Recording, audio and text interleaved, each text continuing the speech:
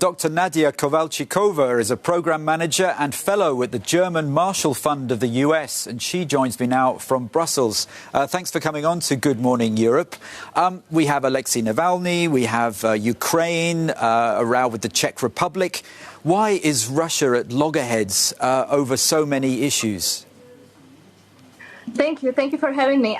Russia has shown itself capable and willing to employ multiple strategies over many years to advance its strategic interests and abroad especially. And I think these are a few of those strategies that Russia has been pursuing to make itself more visible but also important player on the global stage.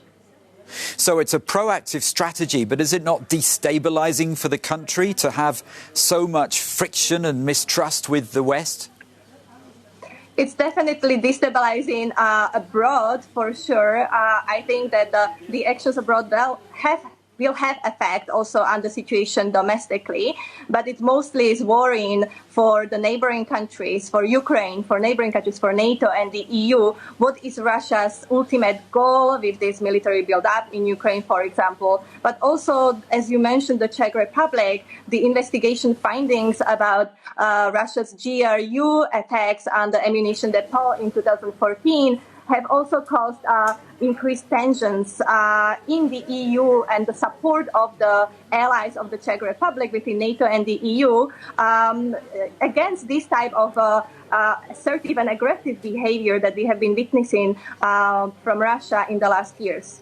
Faced with this behavior, what can be done to try to create a more stable Russia on Europe's doorstep? I think first, now we really need to de-escalate the situation.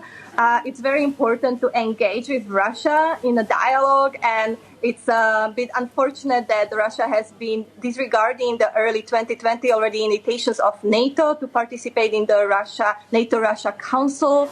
Also, Russia did not take part in the OSCE's meeting on the 10th of April to explain its activities on the Russian-Ukrainian border. And these type of consultations, which are also part of international obligations and commitments under Vienna document and others, are important to ensure that we de-escalate and find diplomatic solutions and make sure that we do not enter into conflicts over issues that could be discussed and resolved in a more diplomatic way.